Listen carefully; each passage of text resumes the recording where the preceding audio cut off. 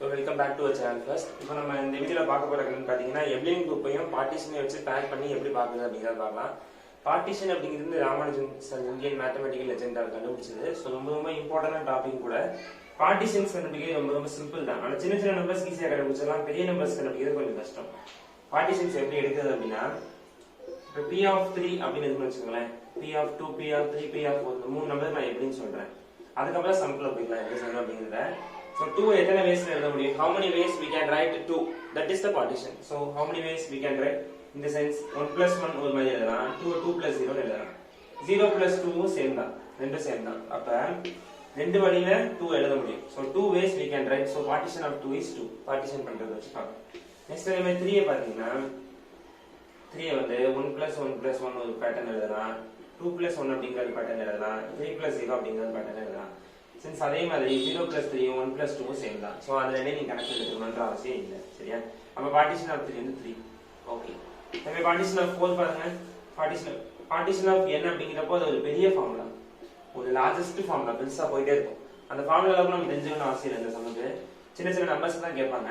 4 அப்படினா 1 plus 1 plus 1 plus 1, 2 plus 1 plus 1, 3 plus 1, 4 plus 0. Since again இதுலயும் அதே மாதிரி 0 plus 4, 0 plus 4, 1 plus 3, 2 plus 1 plus 2 plus 1, 1 plus 1 plus 2 எல்லாமே same தான். ஸோ சேமாக இருக்கிறது நீங்கள் கணக்கில் எடுத்துக்க கூடாது.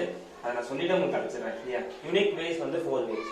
ஸோ 4 இதுக்கு மேலே எழுத முடியுமா? பாசிபிலிட்டிஸ் இருக்கா 4க்கு? 1 plus 1 plus 1 plus 1 எழுதணும், 2 plus 1 plus 1 எழுதணும். அதுமாதிரி 4 இன்னொரு ஒரு வே வந்து 2 plus 2 எழுதலாம். சரி சரி, அப்போ இத்தனை வேஸ்க்கு நம்ம எழுத முடியும். இப்போ P of 4 வந்து 5. இதுமாதிரி P of n நிறைய வந்துட்டே இருக்கும். இப்படி தான் பார்ட்டிஷன்ஸ் கண்டுபிடிக்கணும். சரி, இந்த பார்ட்டிஷன்ஸ் நம்ம இப்ப கண்டுபிடிச்சாச்சு. இதை வச்சு எப்படி ப்ராப்ளம் போடுறது அப்படிங்கறத வந்து பார்க்கலாம். இப்ப இந்த ப்ராப்ளம் வந்து ரொம்ப ரொம்ப சிம்பிள். எப்படின்னா, the number of non isomorphic, அதாவது ஆர்டர் 24 வர மாதிரி எத்தனை நான் ஐசோமார்பிக் எப்ளைன் குரூப்ஸ் எடுக்க முடியும்னு கேக்குறாங்க. அதாவது நீங்க எத்தனை எப்ளைன் குரூப்னா எழுதலாம். அதாவது ஆர்டர் 24 இருக்கணும், ஒண்ணுக்கு ஒண்ணு சம்பந்தம் இல்லாம இருக்கணும். ஐசோமார்பிக்னா அந்த குரூப்பும் இப்ப G1 அப்படிங்கிற குரூப்பும் G2ங்கிற குரூப்பும் ஐசோமார்பிக்கா இருக்கிற மாதிரி G1 க்கும் ஆர்டர் 24, G2 க்கும் ஆர்டர் 24. சப்போஸ் G1 ம் G2 ம் ஐசோமார்பிக்கா இருந்துச்சுன்னா நீங்க G2 கணக்கு எடுக்க கூடாது. G2 என்னதான் வச்சுக்கணும், G1 னே வச்சுக்கணும். சரியா? அப்ப ஐசோமார்பிக்கா இல்லாம சேம் குரூப் ஆகாத மாதிரி இருக்கிற எத்தனை குரூப்ஸ் எடுக்க முடியும் அப்படிங்கறத क्वेश्चन.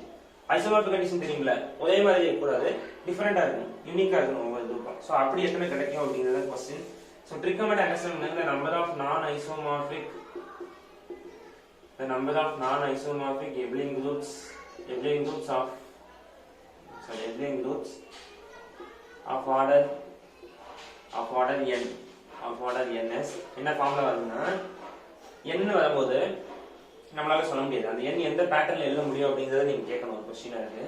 சோ நிறைய விதமா நம்மளால செய்ய முடியும். எல்லாத்துக்கும் பார்ட்டிஷன் கண்டுபிடிச்சிட முடியாது. அதுக்காக ஒரு சின்ன ப்ராப்பர்ட்டி சொல்றாங்க. என்னன்னா, the number of non isomorphic abelian groups of order n equal to அந்த n வந்து p1 power alpha 1, p2 power alpha 2, etc. pn power alpha k அப்படிங்கிற ஃபார்மட்ல இந்த n எழுத முடிஞ்சிச்சு அப்படின்னா number of non isomorphic abelian group என்னவா இருக்கும் அப்படின்னா p of alpha 1, p of alpha 2 into etc. into p of alpha k அப்படின்னு சொல்லி வரும். அதாவது n அப்படிங்கிற நம்பரை p1 power alpha 1, p2 power alpha 2, p3 power alpha 3 plus etc. pn minus 1 alpha power k minus 1 pn alpha power k எழுத முடிஞ்சிச்சு அப்படின்னா இந்த number of non isomorphic abelian groups of order 24 என்னவா இருக்கும்? ஆர்டர் n என்னவா இருக்கும்னா மேல இருக்கிறது எல்லாத்துக்கும் பார்ட்டிஷன் நீங்க எடுக்கணும். see இந்த p stands for partition. கொஞ்சம் பெருசா கூட போடுறேன். ஏன்னா இந்த p1 p2ங்கலாம் பிரைம்ஸ், இந்த p of alpha 1 எல்லாமே பார்ட்டிஷன்ஸ். சோ பார்ட்டிஷன்ஸ் எப்படி எடுக்கணும் அப்படிங்கறத உங்களுக்கு சொல்லி கொடுத்தேன் ஸ்டார்டிங்லயே. சரி, இப்போ இத வச்சு எப்படி சம் மூவ் பண்றது அப்படிங்கறத பார்க்கலாம். இப்போ n = p1 power alpha 1, p2 power alpha 2 plus etc. pn power alpha k அப்படிங்கற ஃபார்முலா எழுதிருக்கோம். சோ இதுக்கு பார்ட்டிஷன்ஸ் வந்து p of alpha 1, p of alpha 2 etc. p of alpha k. சரியா? இப்போ n அப்படினா 24 அப்படின்னு இருக்குன்னு வெச்சுக்கோங்க. 24 எப்படி எழுதிக்கலாம்? 2 12 பிரைம் ஃபேக்டரைசேஷன் பண்ணனும். லீஸ்ட் பிரைம்ல இருந்து ஸ்டார்ட் பண்ணனும் ஃபேக்டரைசேஷனை. சோ 24 2 cube into 3 power 1 அப்படிங்கற ஃபார்முலா எழுதிக்கலாம். அப்ப the number of non isomorphic abelian groups of order 24 எந்த பேட்டர்ன் எழுதிக்கலாம்? இந்த pattern எழுதிக்கலாமா? 2 cube into 3 power 1. So இது வந்து p1 இது வந்து p2 இது வந்து alpha 1 இது வந்து alpha 2 அந்த frameworkல எழுதிட்டேன். அப்ப இதுக்கு பார்ட்டிஷன் என்ன வரும்? p of alpha 1 into p of alpha 2. n primes இருந்தா n times வரும், 2 primes இருந்தா 2 times வரும். அப்ப p of alpha 1 அப்படிங்கிறது 3 பவர்ல இருக்கிறது பார்ட்டிஷன் எடுத்தா போதும். p of 3 p of 1. எதுக்காக நான் 2ல ஸ்டார்ட் பண்ணணும் அப்படின்னு சொல்றேன்னா நீங்க எடுத்ததும் 6ல ஆரம்பிச்ச கூடாது. இது பேசிக் ரூல்ஸ் கிடையாது சரியா? சோ 4 இப்படிலாம் போட்டா வராது. ஓகேவா? பிரைம் நம்பர்ஸ் மட்டும் தான் நீங்க எழுதணும், அதான் பிரைம் ஃபேக்டரைசேஷன் தான அர்த்தம்.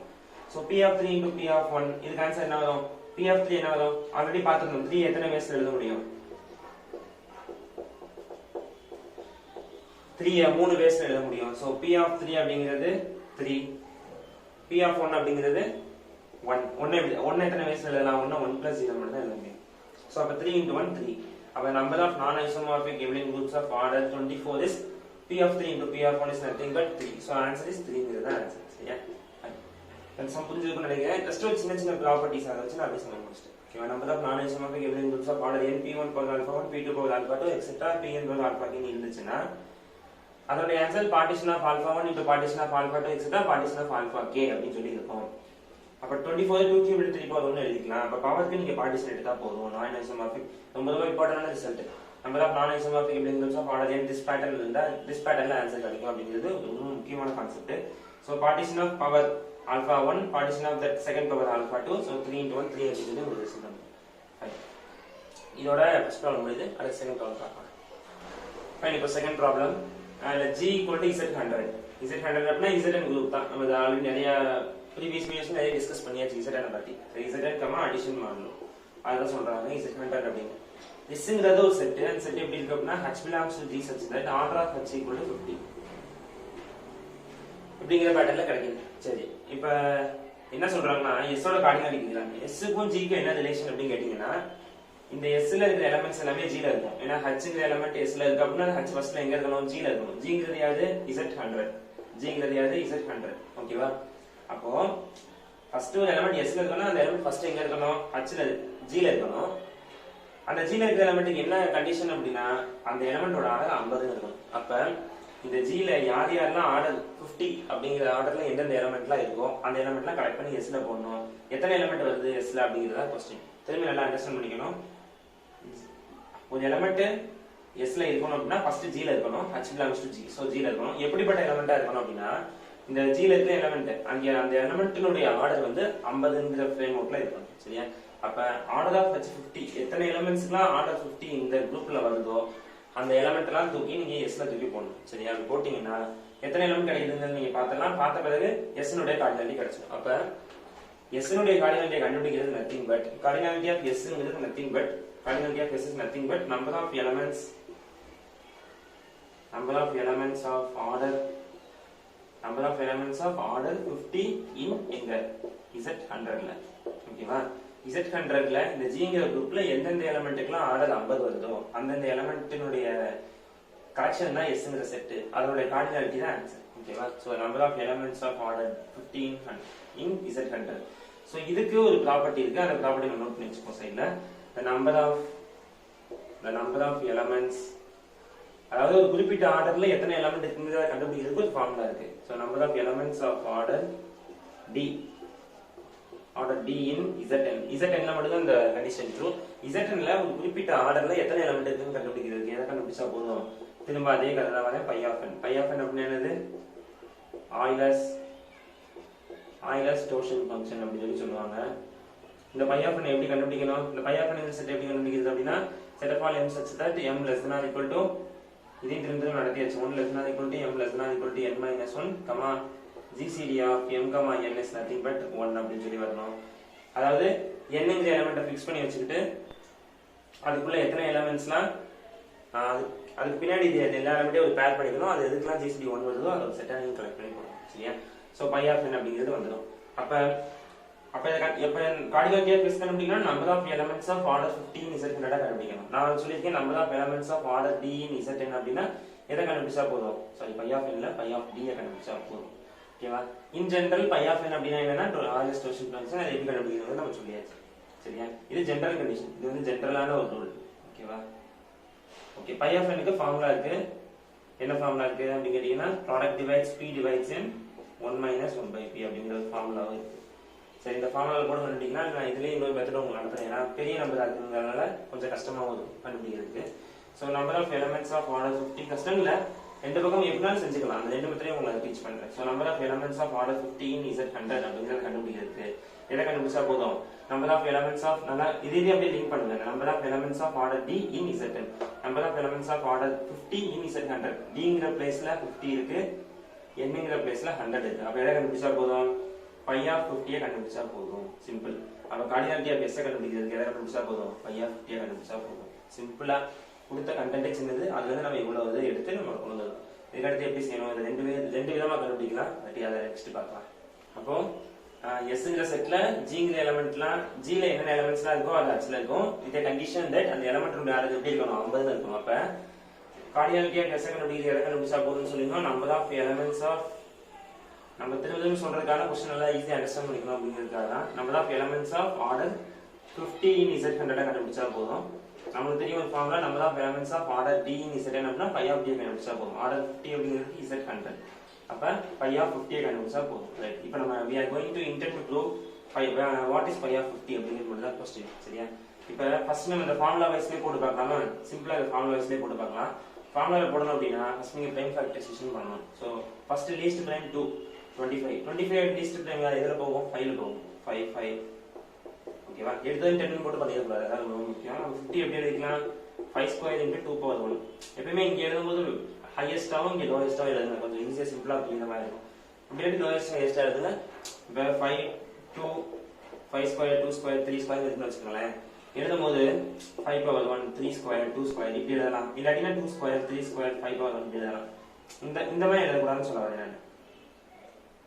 கொஞ்சம் அசெண்டிங் கொஞ்சம் டிசெண்டிங் கலந்த மாதிரி எழுதக்கூடாது. ஒன்னும் அசெண்டிங் எழுதுங்க, இல்லை டிசெண்டிங் எழுதுங்க. அது சம் செய்யறது கொஞ்சம் ஹெல்ப்ஃபுல்லா இருக்கும் எழுதும்போது. ஓகேவா? ஃபைன். இப்போ உங்களுக்கு வேணா நான் டிசெண்டிங் எழுதுறேன். 2 power 1 ஸ்டார்டிங் ஆகுது 2 power into 5 ஸ்கொயர். சிம்பிளா சின்ன நம்பர்ல இருந்து பெரிய நம்பர்ல கம்பைன் பண்ணிருக்கேன். ப்ரொசீஜர் கிடையாது, பட் செய்யறதுக்கு ஈஸியா இருக்கும் நான் சொல்ல வரேன், வேற கிடையாது. So product divides, product of P divides N. எந்தெந்த நம்பர்லாம் Pங்கிற நம்பர், அந்த எந்தெந்த நம்பர்லாம் என்ன டிவைட் பண்ணுதோ, என்னங்கிறது என்னது ப்ராடக்ட் டிவைட்ஸ், என்னங்கிறது என்னது பை ஆஃப் N கண்டுபிடிச்சிட்டு இருக்கோம். எதை கண்டுபிடிச்சிட்டு இருக்கோம், எதுக்கு பை எடுக்க போறோம் அப்படின்னா 50க்கு பை எடுக்க போறோம். அப்ப அந்த 50ங்கிறது தான் என்ன. இங்க Dன்னு சொன்னேன், என்னன்னு கன்ஃபியூஸ் ஆகக்கூடாது. இது வந்து ஒரு ஜெனரல் கண்டிஷன். சரியா? பை ஆஃப் 50 நம்ம கண்டுபிடிக்க போறோம். P divides N. அப்ப என்னன்னா 100ல சொன்னீங்க அப்படின்னு சொல்லி நினைச்சிட கூடாது. இது வந்து பை ஆஃப் D குறிய ஃபார்முலா தான். பை ஆஃப் D அப்படின்னா P டிவைட்ஸ் D அப்படின்னு சொல்லி ஃபார்முலால வரும். ஓகேவா? இங்கேயுமே நீங்க பை ஆஃப் D குறிய கண்டிஷனை கூட நீங்க எழுதிக்கலாம். பை ஆஃப் D அப்படின்னா M divides such that 1 less than equal to M less than equal to D minus 1 GCD of M, D equal to 1 அப்படின்னு சொல்லி வரும். ஓகேவா? எல்லாத்தையும் நான் D க்கு கன்வெர்ட் பண்ணி வச்சுக்கிறேன். ஏன்னா D என்னன்னு பேசுறதுனால ரெண்டு பக்கமும் இங்கேயும் பை ஆஃப் N அங்கேயும் நான் என்னன்னு போடுறேன், உங்களுக்கு சில கன்ஃபியூஷன்ஸ் ஏற்படும். ஸோ அதுக்காக நான் D வச்சு பண்றேன். ஸோ எந்தெந்த நம்பர்லாம் D டிவைட்ஸ் பண்ணுதோ அந்தந்த பிரைம்லாம் எடுக்கணும். இப்போ D வந்து 50 கரெக்டா? எந்தெந்த பிரைம்லாம் டிவைட் பண்ணது அப்படின்னா 2 டிவைட் பண்ணும் 5 டிவைட் பண்ணும். அப்போ ரெண்டு நம்பர் டிவைட் பண்ணுது. 50 2 டிவைட்ஸ் 50 5 டிவைட்ஸ் 50. இதுக்கு உங்களுக்கு மீனிங் சொல்லி கொடுத்துருக்கேன். இப்படி இருந்தா எப்படி எழுதிக்கலாம், 50/2 25 அப்படின்னு எழுதிக்கலாம். இப்படி இருந்தா 50/5 10 சொல்லி எழுதிக்கலாம். ஓகேவா? இதெல்லாம் சும்மா லிட்டரல் மீனிங்ஸ். Okay fine. இது வந்து இருக்கட்டும் ஒரு பக்கம். இப்போ நம்மளுக்கு ரெண்டு நம்பர் கிடைச்சிருக்கு கரெக்டா? ரெண்டு நம்பர்ல யார் யாரு 2 1 5 கிடைச்சிருக்கு. 2 டிவைட் பண்ணும் 5 டிவைட் பண்ணும். இந்த ரெண்டு நம்பர் தானே இருக்கு. Pங்கிற நம்பர் யார் யாருங்க, பிரைம்ங்கிறது யாரு, P1ங்கிறது 2 P2ங்கிறது 5. ஓகேவா? அப்ப ரெண்டு நம்பர் இருக்கனால இந்த ப்ராடக்ட் எப்படி மாறும் அப்படின்னா P1, P2 1 minus 1 by P1 1 minus 1 by P எழுதிப்போம். ஓகேவா? இப்போ எக்ஸ்பேண்ட் பண்ணுங்க ப்ராடக்ட் எதுக்கு எக்ஸ்பேண்ட் பண்ணணும், P1க்கு எக்ஸ்பேண்ட் பண்ணணும், P2க்கு எக்ஸ்பேண்ட் பண்ணணும். என்ன நம்பர் டிவைட்ஸ் பண்ணுதோ அந்த நம்பர் மட்டும் நீங்க எடுத்துட்டா போதும். எப்பவுமே டிவைட்ஸ்னு எழுதும்போது P டிவைட்ஸ் அப்படின்னா D பெருசா இருக்கும், P சின்னதா இருக்கும். நான் ஒவ்வொரு ப்ராப்ளத்தையும் ஒவ்வொரு வீடியோலயும் சொல்லிட்டே இருக்கேன். டிவைட்ஸ் கான்செப்ட் நல்லா தெளிவா புரிஞ்சுக்கோங்க. சரியா? சோ இதை எப்படி எழுதிக்கலாம் அப்படின்னா 1 minus 1 by P1 1 minus 1 by P2. Simple. ரெண்டு நம்பர் இருக்கனால ரெண்டு வருது. சப்போஸ் இங்க 3 power 1 எக்ஸ்ட்ரா ஏதாச்சும் ஒரு நம்பர் இருந்துச்சுன்னா நம்பர் சேஞ்ச் ஆகும்போது வேற பிரைம் கிடைச்சா 1 minus 1 by P3. எத்தனை பிரைம் இருக்கோ அத்தனை பிரைம் வரைக்கும் வந்துட்டே இருக்கும். அதான் ஜெனரலா Pன்னு சொல்லி கொடுத்துருக்காங்க.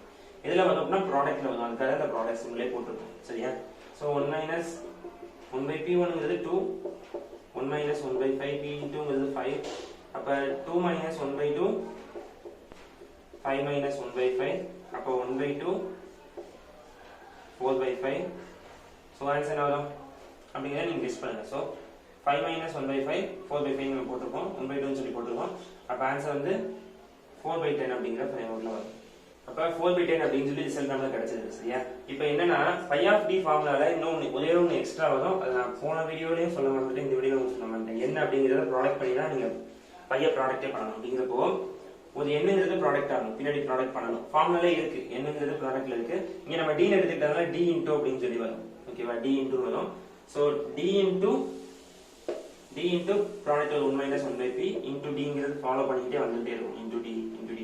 சாரி, இதை நான் ஃபர்ஸ்டே சொல்லிருக்கணும், கடைசியா சொல்றேன், கன்ஃபியூஸ் ஆயிடுறீங்க. ஃபார்முலால வந்து ஒரு dங்கிறது வந்து எக்ஸ்ட்ரா வரும். இந்த பை ஆஃப் டி எழுதும் போதே நான் போன வீடியோலயே நடத்தும் போது இதை கரெக்டா நடத்திருந்தேன். ஸ்டார்டிங்லேயே d எழுதி ஸ்டார்டிங்லேயே n எழுதி நடத்திருந்தோம். ஒருவேளை இங்க நான் தப்பா எழுதும்போது கண்டுபிடிச்சிருக்கலாம். சோ இந்த ஃபைனல் ப்ராசஸ்ல சொல்றேன் 4/10. ஏன்னா டக்குனு ஃபிராக்ஷன் வந்து கன்ஃபியூஸ் ஆயிடுச்சு, வேற ஒன்றும் கிடையாது. ஏன்னா dங்கிறது நம்ம போடாத காரணத்தினால. சரியா? சோ இந்த மாதிரி நிறைய நேரங்களில் தப்பு நடக்கும். என்னன்னா டக்கு நம்ம ஃபார்முலா எழுதிட்டு இருக்கும்போது dங்கிறத போடாம வந்துடும், எக்ஸாம் டக்குனு அந்த கிளிக் ஆகாது. ஓகேவா? சோ இதே திரும்ப சொல்றேன், தப்பு பண்றது இயல்பா, நான் எடுத்து அந்த தப்பு செய்யாம இருந்துக்கணும், திருத்திக்கணும். அதை வந்து பாத்துக்கணும். சோ dங்கிறது பேர என்ன போட்டுக்கலாம், 50 அப்படிங்கறத போட்டுக்கலாம். கரெக்டா? சோ dங்கிறதுலாம் 15 போட்டீங்கன்னா கேன்சல் ஆகி 5 சொல்லி வரும். ஆன்சர் 20. அப்ப cardinality of that set is nothing but cardinality of the என்ன பார்த்தோம், cardinality of the set that phi of 50 is nothing but 20 அப்படின்னு சொல்லி வந்தது.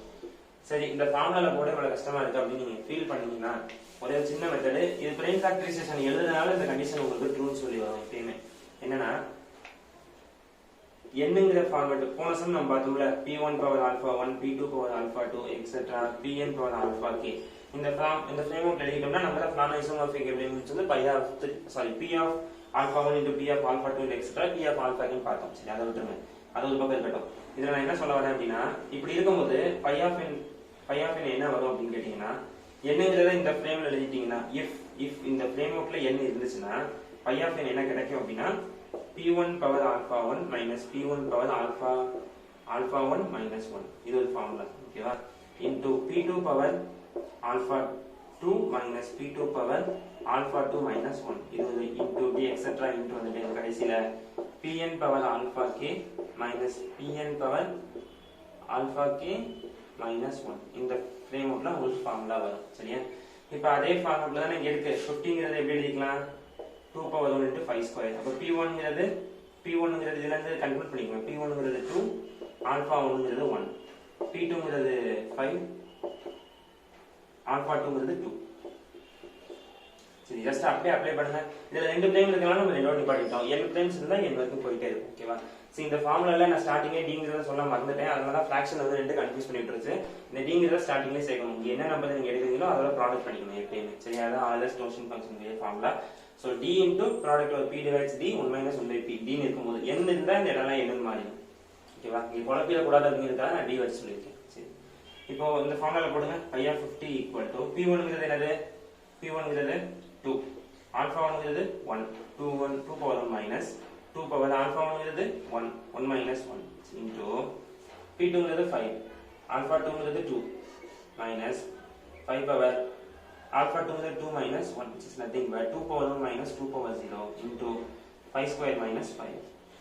Okay, 5 square minus 5 சொல்லி வரும். இப்போ இதுல என்ன எழுதிக்கலாம், 2 minus 1 எழுதிக்கலாமா? a power 0 is nothing but 1. எப்பவுமே a power 0 அப்படிங்கிறது 1, b power 0 ங்கிறது 1. எந்த நம்பரா இருந்தாலும் 1 தான் உங்களுக்கு ஆன்சர். சரியா? சோ நான் ஜீரோ நம்பரா இருக்கணும், எல்லாமே நான் ஜீரோ. நம்ம சொன்ன எக்ஸாம்பிள் எல்லாமே not equal to 0 ஆ இருக்கணும். So a power 0 a not equal to 0 ஆ இருக்கும்போது ஆன்சர் வந்து 1 ன்னு சொல்லி வந்துரும். சோ 5 square minus 5 square என்னது 25 minus 5. அப்ப இதோட ஆன்சர் என்ன வரும், 1 into 20.